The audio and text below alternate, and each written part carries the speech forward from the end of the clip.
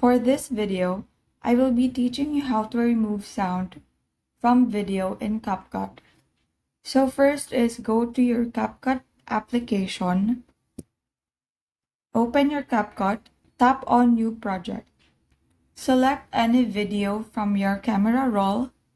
For this video, I will be choosing a random video that I got from TikTok.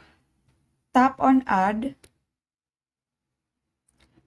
And as you can see, this video still has its sound when you upload it here in Capcut.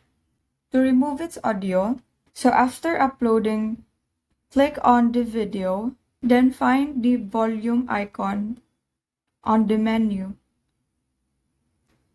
and then tap the volume icon. All you need to do is slide down the button to the left so that the number will become 0. Press play and you will notice how the video is free from any noise. Tap on the check mark, and that is all. Thank you and have a great day.